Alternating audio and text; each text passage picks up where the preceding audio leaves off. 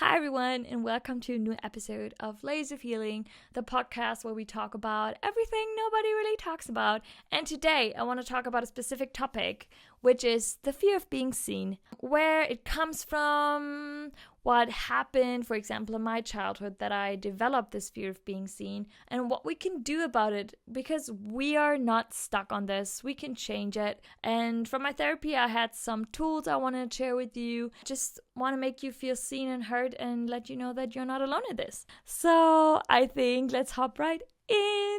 Let's first dive a little bit into it. Why we probably have the fear of being seen, or the fear of success. Like, it comes in a lot of shapes and sizes. A lot of people just say, I'm so afraid to be seen, and I can't open up to people, and I'm so afraid they'd leave if they see the real me. And job-wise, you can also say it's a fear of success, and it's the same underlying thing, that you are afraid of stepping fully into yourself and showing yourself with all your messiness, with all your negative beliefs, and with all your flaws to other people, which is scary. I mean, people see me do it like every day on Instagram, but it's not easy. And I've gone through the emotions, and I discovered where this comes from, because growing up, so we always say we are the adults we are today because we've grown up a specific way. That's why some adults have very secure attachment styles and others are very anxious or avoidant attached. Me, for example, I anxious avoidant, like the best of both worlds. For me, it was always, okay, this feels unsafe. Does he even like me? And then when he told me he liked me when I dated someone, I found ridiculous excuses to not date him. One time I dated a guy, and it's ridiculous. I dated a guy, we were laying on the couch, casual, cuddling, nothing sexual happening, but he just told me that he didn't like his eyes. And I remember the next session in my therapy, I told my therapist, no, I'm not dating this guy anymore, and she asked me why. And I told her, I cannot date someone who doesn't like his eyes. I need a confident man. Saying from someone who is not confident at all. But I self-sabotaged myself such a lot of times because I was so afraid of being fully seen, being fully held, and finding someone. People are asking me, why are you still single with 27 and you never had a boyfriend? Yeah, because I didn't let me have one because of all my fears and my attachment style. Yeah. Oops.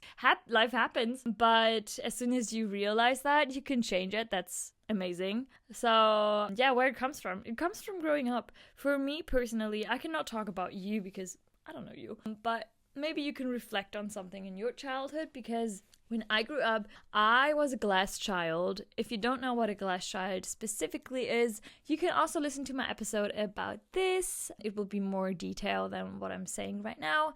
But it's basically growing up with a sibling who needs more. And I mean, your parents try their best and they're really trying to give every child the attention they need. But if there's a sibling who needs a massive amount of attention because of an illness or a situation, the other child will have less. And just because the other needed more doesn't mean you deserved less attention when you're the glass child, but it just happened. And this often sparks fears in those children they can't let go of when they're adults.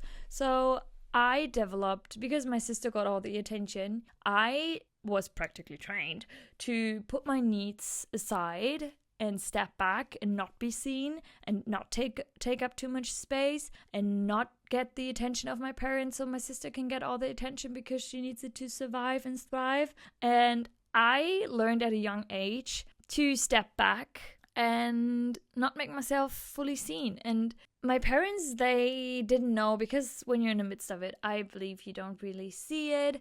But also whenever I spoke up, I felt misunderstood and like I did something wrong. Whenever I tried as a child to set my boundaries because my mom was telling me that it's my fault that something specific happened when it wasn't, but she was just searching for a scapegoat every time something happened that maybe she's also responsible for or no one is responsible for.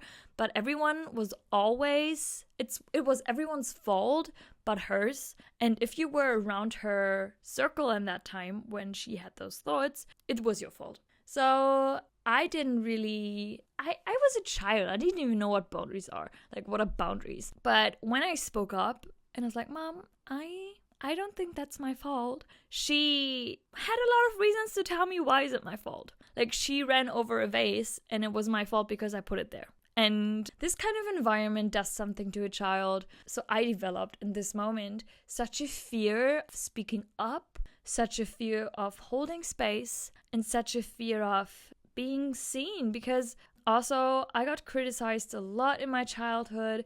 Again, we talk about generational trauma, like, why did my mom criticize me that much? And it was like, oh, you cannot go out like this, you look ridiculous, you have a pimple, very highly critical. But she was critical with me so much because she was critical with herself like this. And I do believe her mom is the same way, and they just pass on that trauma on generations. She's so critical with me, and I don't like myself because she didn't like herself in the first place. And we learn from our parents. We learn from our parents our beliefs. We think our parents, we put them on a pedestal and think whatever they do as a child, we believe it's the right thing. And if my mom doesn't like to be seen, she hates to be seen, she criticizes herself all the time. Me as a girl, I believe that's just how it's supposed to be. And then I grew up into being an adult who also hates herself and criticizes everyone. And I was so mean back then. Like,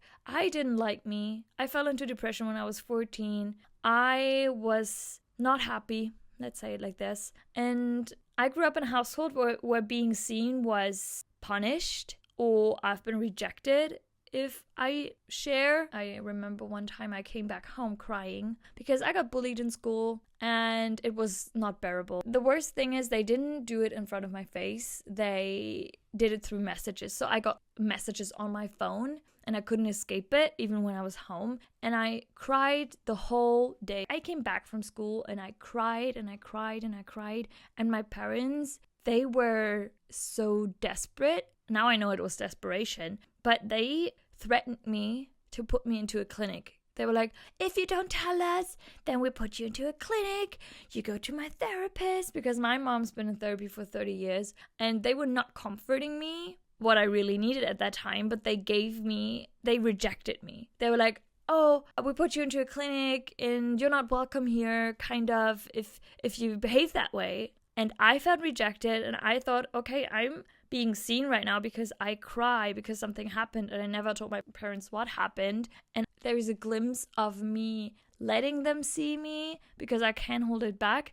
And all I get is rejection and telling me that it's wrong and that I shouldn't feel that way and that I should stop and that it's wrong. And I learned, oh, showing my emotions and showing my messy sides is wrong. And I didn't get love from them. Like, they were very aggressive about me crying and wanting to know why. They were not very emotionally sensitive, but also because they were desperate, I think. Frustration when your child is crying like crazy and you don't know why. I think a lot of fears in you get sparked as well because you feel like you failed as a mother, you failed as a father, whatever. But yeah, so that situation happened and I just learned to shut up, smile, and nod along and just fit into the world to get love, because what I needed in those moments, it was not the only moment I had, but what I needed in those moments is my needs were love. I need comfort. I need to be held. I need to know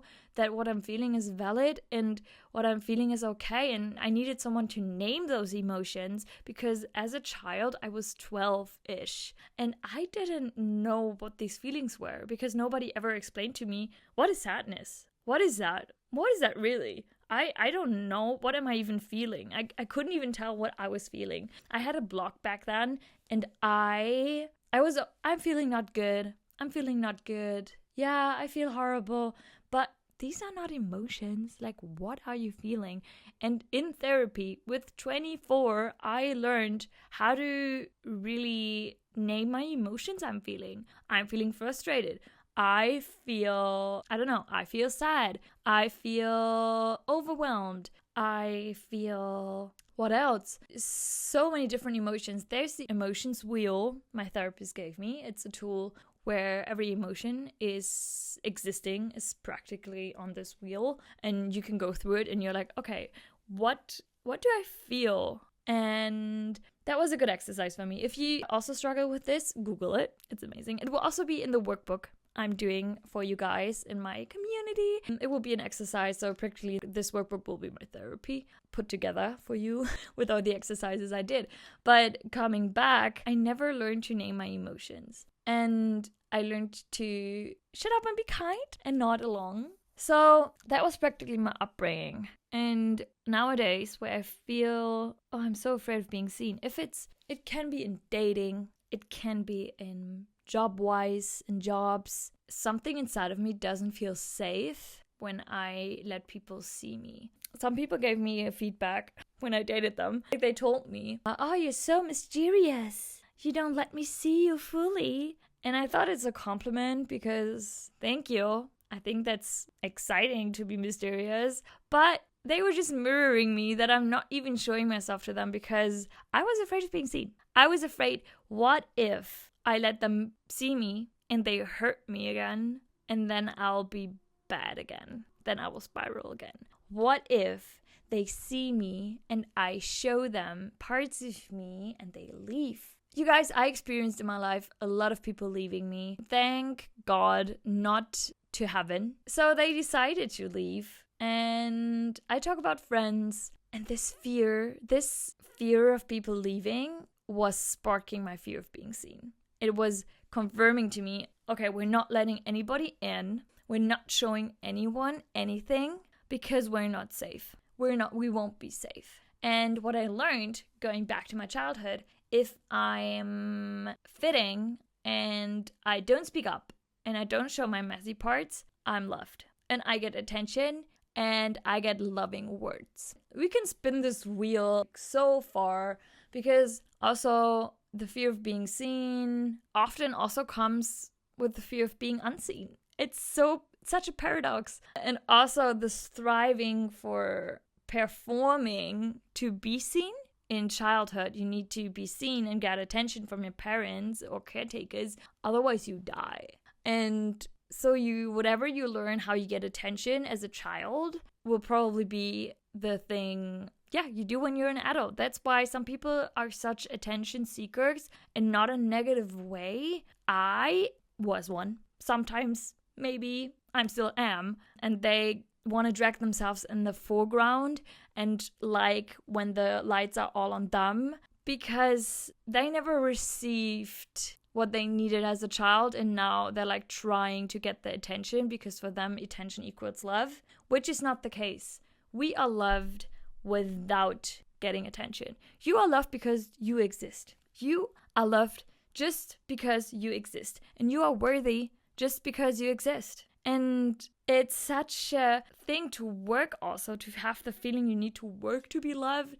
And also in friendships I had it for a long time. I felt like, oh, I have to do this for her or she will leave. When I'm not of use of someone or give them something, they will leave because I'm not worthy. But you are. And I bet your friends love you. You can ask them right now, maybe after the episode. But your friends love you. Even if you would just sit your ass down and don't do anything and stare at the wall, and they'd be like, you're the most perfect human being ever, and I'm so happy to call you my friend. I bet that's the truth. Yeah. So, a fear of being seen. What can we do about it? I thought about this for a while when I thought I want to talk about this, and I think it's a big case of learning by doing. Also, what I learned in therapy in 3 years, that you start to renew your mind and do things you're scared to do, to tell your brain that they're safe, even though you're doing the things it tells you that you're not safe. What does that even mean? Not overcomplicating it. If you have a safe person, if you think of someone, you really enjoy their presence, you feel safe with them, start sharing a little tiny bit And then you see that nothing bad happens and they're staying. And with every time you start opening up, for you, it will be easier and you will let go of the fear of being seen. If I would still be so entangled with this fear, this podcast wouldn't exist, because my Instagram wouldn't exist, because I would be so afraid of what other people think of me and that they reject me and that therefore I'm unloved and I die alone. This all wouldn't exist. So what I did, therapy is a safe space to start because it's a safe person, but you can also do it with friends or family where you feel safe with. If you have family you feel safe with. And I just started sharing some feelings. When they asked me, how are you? I was a little bit more honest. And a beautiful side effect of this is whoever you share this with, they also end up opening up more to you and your relationship gets so much deeper. I have a theory. If you don't have deep friendships, maybe it's because you don't let anyone see you and you don't let it become deep. Maybe you're blocking yourself. You always say you want those friendships, but at the same time, you don't want people to see you. So you're blocking yourself and self-sabotaging yourself that you're not having those friendships by ghosting people you knew. Or I really loved, for like friendship-wise, also the Bumble app. They have like Bumble friends. And I met people over this app when I felt lonely. I did this app and people can now laugh about it. They're like, you had no friends, no? And now you had to use an app. But I met amazing human beings. And because I was ready to open up and I opened up, it got to be deep friendships. So my theory is when you don't have deep friendships, you probably are afraid of being seen, people leaving, being rejected when you let people in. And I think that's the saddest thing ever, because we are humans and we need deep relationships. Okay, sometimes also we don't meet people we like. That's okay. I don't like anybody. I don't like everybody either. That's just human. But yeah, I just want to challenge you to open up to a friend a little bit, even if it's not a best friend, but you feel like this could be something more. Open up a little bit to them and see what happens and see how deep this friendship can get. And I believe that's how life friendships are built. You're just trusting each other, you're honest with each other, you're letting each other be seen and held, and you also hold each other. You give yourself what you haven't had from your parents. Friends are chosen family, and you can reparent yourself and get rid of this fear of being seen, and can also tell yourself, you know what? I decide that this is not the end and this is not my story. And I decide tomorrow that I'm going to do something about it, because this is nothing I want to live by. And I see where it comes from. I see that I have it as generational trauma from my parents, but I decide that now where it runs into me, this fear, I run it over. I take my car and I run this over and let it not control me anymore. And I start being vulnerable and see the fear as it is, just a thought and nothing that is true. Because like I said, you are worthy and you are loved and you deserve to be held. And it's the saddest thing if you're someone who doesn't know how it feels to be held. And me, I don't know how it feels to be held in a relationship with a partner, but I know I will experience it and I will try to work through my trauma when it comes. Yeah, we all deserve that. That's also why I do this episode, because I feel so called to wake some people up and be like, you are worthy and you are loved. And at this point, you know, I'm a God's girly, so I talk about God also on my Instagram a little bit, and I could hit you with all those Bible verses and be like, oh yeah, you're worthy because God is, and you're the heir of God.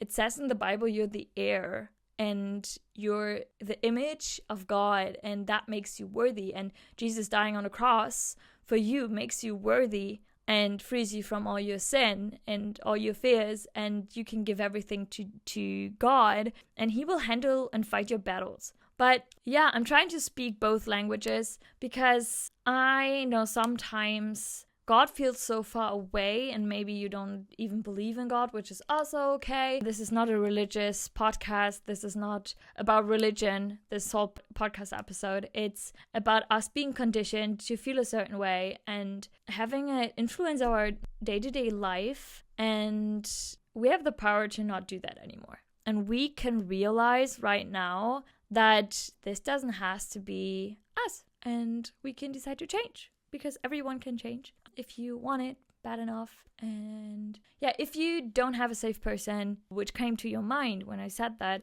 you're also very, very free to message me. I'm listening. I'm venting with you. I'm in the midst of it with you. You can message me. And also, if you're interested, I'm not gatekeeping. I'm launching my emotional support group this month. So it's the 10th of July, and it will be launched this month. And we will have psychologist-led group calls every week and the workbook I talked about.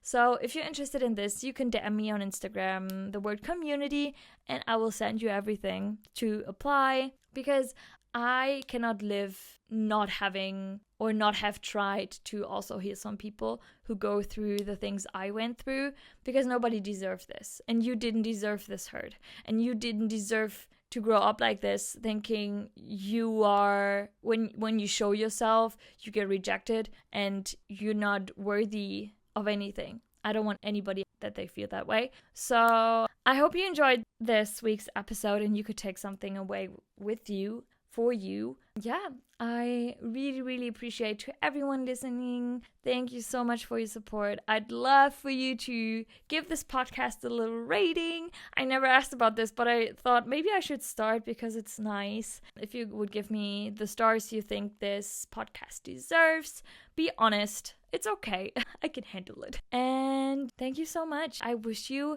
a wonderful rest of the day, the week, and the month. Bye!